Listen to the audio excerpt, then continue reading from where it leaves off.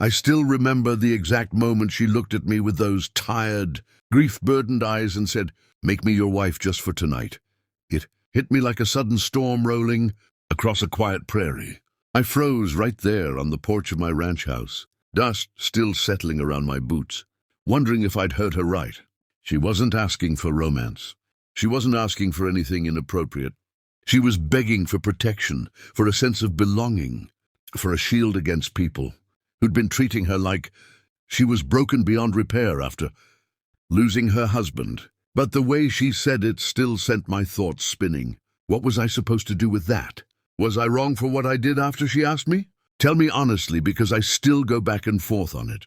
The truth is, none of this would have happened if life in our little rural town weren't so rough on people who didn't fit perfectly into everyone else's expectations. That town had a bad habit of deciding who deserved sympathy and who didn't, who got welcomed and who got watched. And when Clara's husband passed away in a farm accident a year ago, the whole community claimed to care, until they didn't.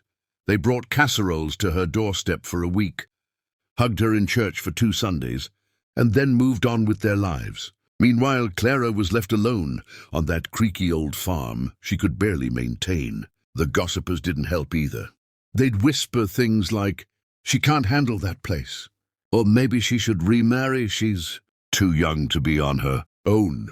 It was like they couldn't imagine a woman being independent after tragedy. I'd known Clara and her husband Jeff for years. We weren't best friends, but we were close enough that we'd help each other during harvest season, enough that we'd share coffee at the diner now and then. After Jeff's death, I made sure to check on her without hovering. I didn't want her to feel pitied, but as the months went by, I could see her carrying the weight of everything alone, fixing fences, keeping animals fed, handling bills that kept stacking up. I could also see how the town's sideways looks were getting to her more than she let on. She'd smile politely whenever someone made a tone-deaf comment about moving on, but afterward, I'd catch her shoulders sag, like she was exhausted by pretending she wasn't hurting. One evening, after a long day of hauling supplies from the feed store, I decided to stop by her farm and drop off some spare tools she needed. I found her sitting on her porch steps, staring out past the fields, her hands trembling slightly. Before I could even ask if she was okay, she said, "They're coming tomorrow." I didn't understand. She explained that Jeff's distant relatives had suddenly gotten interested in the property. They weren't offering to help. They were trying to take it. They claimed she wasn't capable of maintaining the farm and that it would be better for the family's legacy if they stepped in. But we both knew what they really wanted: the land. Good land, profitable land. The kind of land they never cared about when Jeff was alive. "They said they're going to evaluate everything tomorrow," she told me, voice shaking. "If they decide I'm unfit, they'll try to push me out through legal loopholes." And then she said it, the thing that knocked the wind out of me. "Make me your wife just for tonight." At first, I didn't know whether to laugh or panic, but she explained fast. She didn't want affection, romance, or anything like that. She wanted legitimacy. In our county, married couples, especially long-established ones, got more legal leeway when it came to owning and maintaining farmland. If she were married, the relatives would back off, knowing they couldn't just bully her out anymore. But of course, an actual marriage wasn't something you just did on a whim, and she wasn't asking me to really marry her.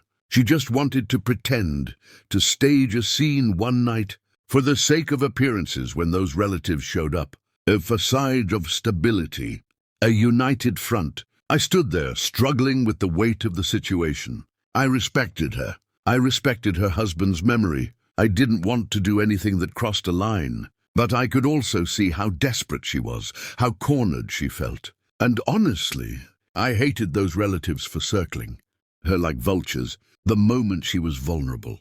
I couldn't just walk away and leave her to fight them alone. So I agreed.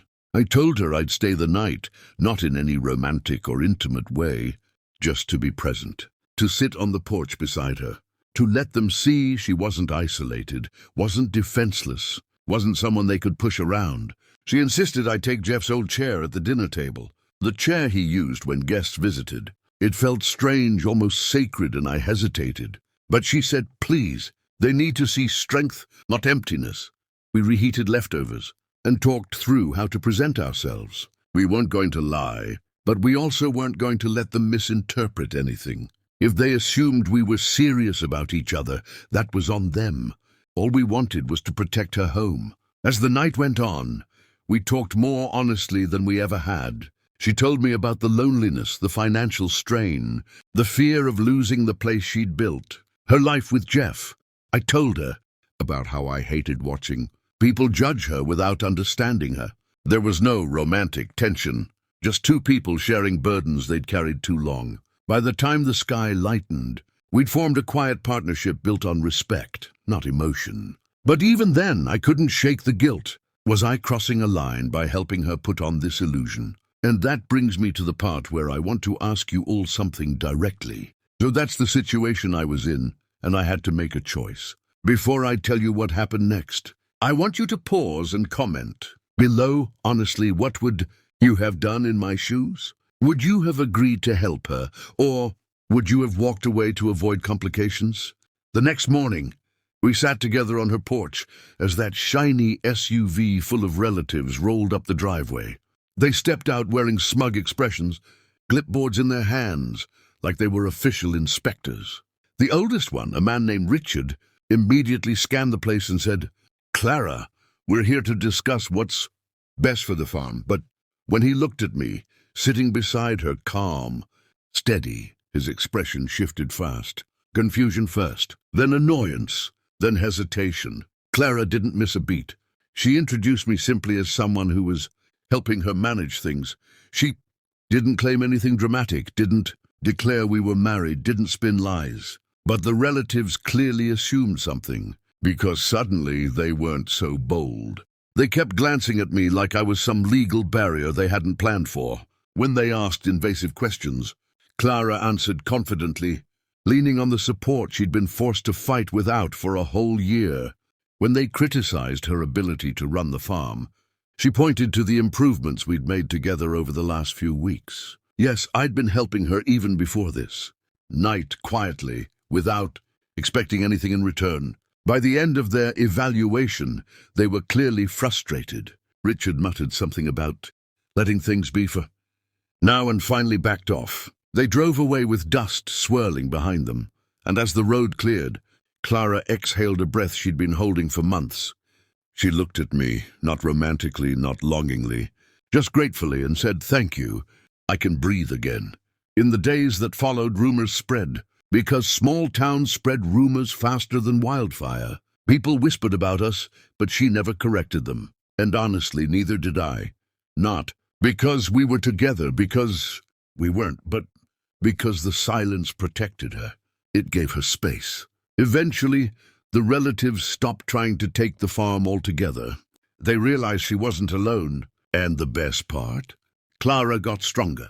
Step by step, she rebuilt her confidence, her independence, her place in the community. We never became anything more than friends, but we did become something important: allies, partners against unfairness, proof that sometimes all a person needs is someone willing to stand beside them when the world tries to push them down. So here's what I've learned from all of it. Sometimes doing the right thing looks messy from the outside. Sometimes people misunderstand your intentions. But if someone you care about is being treated unfairly, and you can help them without harming anyone, maybe you should. Life's too short to let fear make your decisions for you.